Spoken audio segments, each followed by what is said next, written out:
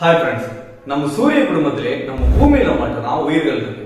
ஏன் பூமியில மட்டும் உயிர்கள் இருக்கு, இங்க மட்டும் எப்படி உயிர்கள் வாழுது, இதுக்கு காரணம் என்ன அப்படின்னு உங்ககிட்ட ஒரு கேள்வி கேட்டா அவங்களோட பதில், நம்ம சூரிய குடும்பத்திலே நம்ம பூமி மட்டும்தான் ஹேபிட்டபிள் சோன்ல இருக்கு. இந்த ஹேபிட்டபிள் சோன்ல நம்ம பூமி இருக்கிறதுனால இங்க நீர் வடிவத்துல இருக்கு. அது ஒரு காரணம் உயிர்கள் வாழ்றதுக்கு. இன்னொன்னு, இங்க ஆக்சிஜன் இருக்கு. இந்த ஆக்சிஜன் இருக்கிறதுனால செடி கொடி மரம் அதுக்கப்புறம் மற்ற உயிரினங்கள்லாம் வாழ்றதுக்கு காரணமா இருக்கு அப்படின்னு சொல்லுவீங்க. ஆனா இந்த பூமியில உயிர்கள் வாழ்றதுக்கான காரணம் அப்படிங்கிறது நம்ம பூமிக்கு பக்கத்துல இருக்கக்கூடிய நிலவா இருக்கட்டும், 78 கோடி கிலோமீட்டர் தூரத்துல இருக்கக்கூடிய வியாழன் ஜூபிட்டரா இருக்கட்டும், இந்த 2 கிரகங்கள் தான் காரணம் சொன்னா உங்களால நம்ப முடியுதா? என்னப்பா சொல்ற, பூமிக்கு பக்கத்துல இருக்கக்கூடிய நிலவை நீ சொல்றது ஓகே, நான் ஏத்துக்கிறேன், அது பூமி பக்கத்துல இருக்கு, அதனால ஏதாச்சும் ஒரு காரணம் இருக்கலாம். ஆனா 78 கோடி கிலோமீட்டர் தூரத்துல இருக்கக்கூடிய ஜூபிட்டர் வியாழனுக்கும் பூமியில உயிர் வாழ்றதுக்கும் என்ன தொடர்பு, என்ன காரணம் அப்படின்னு நீங்க கேட்டீங்கன்னா, இது எல்லாத்தையும் பத்தி தான் இந்த வீடியோல முழுக்க நம்ம பார்க்க போறோம். சேனல் புதுசா வந்திருக்க யாரா இருந்தாலும் சேனல் சப்ஸ்கிரைப் பண்ணி பெல் நோட்டிஃபிகேஷன் அட்டாச் பண்ணிட்டு இந்த வீடியோக்கு லைக் கொடுக்க மறந்துடாதீங்க. வீடியோ பத்தின கருத்து எதா இருந்தாலும் மறக்காம வீடியோ பார்த்து முடிச்சப்போ கமெண்ட் லீவ் பண்ணுங்க. Welcome back another new video. நான் உங்கள் சேகர். முதல்ல இந்த நிலவு எப்படி நம்ம பூமியில உயிர்கள் வாழ்றதுக்கு ஒரு காரணமா இருக்கு அப்படிங்கறத முதல்ல தெரிஞ்சுக்கலாம். அதுக்கப்புறம் ஜூபிட்டர் பக்கம் போகலாம். இப்போ நம்ம பூமியை மட்டும் இல்ல, நம்ம சூரிய குடும்பத்தில் இருக்கக்கூடிய எல்லா கிரகங்களுக்குமே தனித்தனி ஈர்ப்பு விசை அப்படிங்கிறது இருக்கும், அதோட நிறைய பொறுத்து. இப்போ சூரிய குடும்பத்தில் இருக்கக்கூடிய எல்லா கிரகங்களை விட சூரியன் தான் ரொம்ப பெருசு. அந்த சூரியனுக்கு ஈர்ப்பு விசை அப்படிங்கிறது அதிகம். சோ அதோட ஈர்ப்பு விசையை மற்ற எல்லா கிரகங்கள் மேலையும் அது காட்டிட்டு இருக்கும். அதே மாதிரிதான் நம்ம பூமிக்கு பக்கத்துல இருக்கக்கூடிய நிலவும் பூமி மேல அதோட ஈர்ப்பு விசையை காட்டிட்டு இருக்கும் பக்கத்துல இருக்கிற காரணத்தினால. இந்த ஒரு ஈர்ப்பு விசையினாலதான் பூமியில 24 மணி நேரம் ஒரு நாள் அப்படிங்கிறது இருக்கு.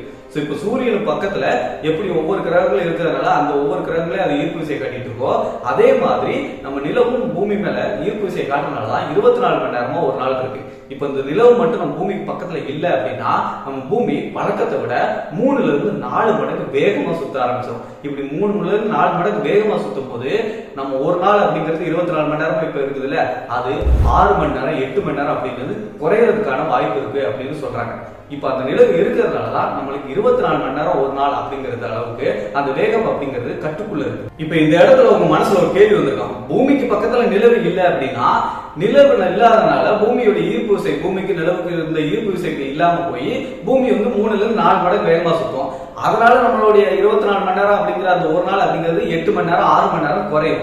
இதனால எப்படிப்பா நம்ம பூமியில இருக்கக்கூடிய உயிர்களுக்கு ஆபத்து வரும், உயிர்கள் வாழாம இருக்கிறதுக்கு ஒரு காரணமா அமையும் அப்படின்னு சொல்லிட்டு உங்க மனசுல ஒரு கேள்வி வரலாம். இதுக்கு என்ன சொல்றாங்கன்னா, இப்படி நிலவு அந்த இடத்துல இல்ல அப்படின்னா பூமியில இருக்கக்கூடிய அந்த சுழற்சி அப்படிங்கிறது வேகம் அதிகரிச்சு இங்க புயல்கள் அதிகமா வீசும், அதிவேகத்துல புயல்கள் வீசும் அப்படின்னு சொல்றாங்க. அதுவும் எந்த அளவுக்குன்னா மணிக்கு 480 கிலோமீட்டர் வேகத்துல புயல்கள் வீசும் இந்த மாதிரி பூமி வேகமா சுத்தும் போது அப்படின்னு சொல்றாங்க. பூமியில அதிகபட்சமா வீசப்பட்ட புயலோட வேகம் அப்படிங்கிறது 280 கிலோமீட்டர் தான் மணிக்கு. அதுவே நம்ம சென்னையில 2018 வீசின அந்த கஜா புயலோட வேகம் அப்படிங்கிறது மணிக்கு 140 கிலோமீட்டர் தான். அதுவே எந்த அளவுக்கு பாதிப்பு ஏற்படுத்துச்சு அப்படின்னு சொல்லிட்டு எல்லாருக்குமே தெரியும். அப்போ மணிக்கு 480 கிலோமீட்டர் வேகத்துல பூமி முழுக்க புயல் வீசுச்சு அப்படின்னா எந்த நிலைமை ஏற்படும் அப்படின்னு சொல்லிட்டு நீங்களே கொஞ்சம் கற்பனை பண்ணி பாருங்க. பூமியில காத்தோட வேகம் அதிகரிக்கிறதுனால பூமியில இருக்கக்கூடிய எவ்வளவு பெரிய மரமா இருந்தாலும் வேரோடு குடுக்கி வீசப்படும். மரத்துக்கே அவ்வளவு பெரிய கதி அப்படின்னா இங்க இருக்கக்கூடிய மனிதர்களும் தூக்கி வீசப்படுவாங்க. கடல்ல இருக்கக்கூடிய அலைகள் இப்ப சாத்தம் சின்ன சின்ன அலைகளா வந்துட்டு இருக்கு. ஆனா இந்த அளவுக்கு காத்து அதிகமா வீசும் போது மிகப்பெரிய அளவுல சுனாமி மாதிரியான அலைகள் வர்றதுக்கு வாய்ப்பு இருக்கு அப்படின்னு சொல்லிட்டு விஞ்ஞானிகள் சொல்றாங்க. இதுல முக்கியமா விஞ்ஞானிகள் சொல்றது, இப்ப நம்ம பூமியில வெயில் காலம் மழை காலம் இந்த விஷயங்கள்லாம் ஏற்படுது இல்ல, சோ இது எல்லாத்துக்கும் காரணமா இருக்கிறது நம்ம நிலவு அப்படிங்கிறது பூமியில கொடுக்கக்கூடிய ஈர்ப்பு விசையினால நம்ம பூமி வந்து 23.5 டிகிரியில சாய்வானத்துல வந்து சுத்திட்டு இருக்கு. இப்போ நிலவு அந்த இடத்துல இல்லைன்னா அதோட ஈர்ப்பு விசை வந்து பூமிக்கு கொடுக்கல அப்படின்னா அது இழந்துருச்சு அப்படின்னா பூமி வந்து அந்த 23.5 டிகிரி சாய்வானத்துல அப்படியே கண்ணாப்பண்ணான்னு சுத்த ஆரம்பிச்சிடும். இப்போ ஒழுங்கா சுத்திட்டு இருக்கு, அது கண்ணாப்பண்ணான்னு சுத்த ஆரம்பிச்சிடும். சோ அப்படி சுத்தும் போது இங்க பருவநிலை அப்படிங்கிறதும் பயங்கர அளவுல மாற்றம் ஏற்படும் அப்படின்னு விஞ்ஞானிகள் சொல்றாங்க. சோ பூமியில வெயில் காலம் மழை காலம் அப்படிங்கிறது சரியா சீரா இருக்கிறதுக்கு ஒரு காரணமா இருக்கிறதும் நம்ம பூமி வந்து 23.5 டிகிரி சாய்வானத்துல இருக்கிறதுனாலதான். சோ அதுவும் நிலவு இருக்கிற அந்த ஒரு காரணத்தினாலதான் அப்படி நடந்துட்டு இருக்கு. சரி, இப்போ பூமிக்கு பக்கத்துல இருக்கக்கூடிய நிலவு நம்ம பூமி கிட்ட இல்ல அப்படின்னா இந்த மாதிரியான மாற்றங்கள் நம்ம பூமியில ஏற்படும் அப்படிங்கறத நம்மளால புரிஞ்சுக்க முடியுது. ஆனா பூமியில இருந்து 78 கோடி கிலோமீட்டர் தூரத்துல இருக்கக்கூடிய வியாழன் ஜூபிட்டர் இல்லைன்னா எப்படி அதை வந்து பாதிப்பை ஏற்படுத்தும் அப்படிங்கிற ஒரு விஷயம் இருக்குல்ல, அதை இப்ப தெரிஞ்சுக்கலாம். பூமியில இருந்து 78 கோடி கிலோமீட்டர் தூரத்தில் இருக்கக்கூடிய ஒரு கிரகம் தான் வியாழன், அதாவது ஜூபிட்டர். இந்த ஜூபிட்டர் வந்து பூமியை விட 1321 மடங்கு பெருசு, நிறையில ரொம்ப அதிகம். அதனால அதோட ஈர்ப்பு விசையும் ரொம்ப அதிகமா இருக்கும். இப்ப நம்ம வியாழன் கிரகத்துக்கும் பூமி செவ்வாய் இது ரெண்டுத்துக்கும் நடுவுல ஆஸ்ட்ராய்டு பெல்ட் அப்படிங்கிறது ஒண்ணு இருக்கு. அதாவது விண்கற்கள் எல்லாம் நிறைய சுத்திட்டு இருக்கு, லட்சக்கணக்கான கோடிக்கணக்கான விண்கற்கள் எல்லாமே சுத்திட்டு இருக்கு. அதோட சைஸ் எல்லாமே 500 மீட்டர்ல இருந்து ஆரம்பிச்சு கிலோமீட்டர் வரைக்கும் போகும். சோ அந்த அளவுக்கு லட்சக்கணக்கான விண்கற்கள் நம்மளுடைய வியாழன் செவ்வாய் அதுக்கு பூமி இது ரெண்டுத்துக்கும் நடுவுல சுத்திட்டு இருக்கு, ஆஸ்ட்ராய்டு பெல்ட் அப்படின்னு சொல்லுவாங்க. இந்த ஆஸ்ட்ராய்டு பெல்ட்ல மட்டும்தான் விண்கற்கள் விண்வெளியில இருக்கா அப்படிங்கிறீங்கன்னா அதுதான் கிடையாது. விண்கற்கள் இந்த விண்வெளியில நிறைய பகுதியில் வந்து சுத்திட்டு இருக்கு. அப்படி சுத்திட்டு இருக்கக்கூடிய ஒரு விண்கற்கள்ல ஒண்ணுதான் 1994ல பூமியை நோக்கி வர ஆரம்பிச்சிருக்கு. சோ அந்த சமயத்துல இந்த விஞ்ஞானிகள் எல்லாருமே இந்த விண்கல் மட்டும் நம்ம பூமியை மோதிச்சு அப்படின்னா கண்டிப்பா நம்ம பூமி அழிவதற்கான வாய்ப்பு இருக்கு, இல்லைன்னா பூமியில இருக்கக்கூடிய பெரும்பகுதி வந்து அழிவதற்கு வாய்ப்பு இருக்கு அப்படின்னு சொல்லிட்டு பயந்துட்டு இருந்தாங்க. சோ அந்த விண்கல்லும் பூமியை நோக்கி மெல்ல மெல்ல வர ஆரம்பிச்சது. ஒரு கட்டத்துல அது பூமியோட ஈர்ப்பு விசைக்குள்ள நுழையிறதுக்கு முன்னாடி அது வியாழனுடைய ஈர்ப்பு விசைக்குள்ள அந்த சுற்றுவட்ட பாதைக்குள்ள நுழைய ஆரம்பிச்சது. சோ வியாழனை நோக்கி அது வர ஆரம்பிச்சு வியாழனை கொஞ்ச நாள் வந்து ஆர்பிட் பண்ண ஆரம்பிச்சிச்சு, அது சுத்து போட ஆரம்பிச்சது. சுத்து போட்டதுக்கு அப்புறம் ஒரு கட்டத்துல வியாழனுடைய அதீத ஈர்ப்பு விசைனால அது வியாழன் கிரகத்திலே மோதிடுச்சு.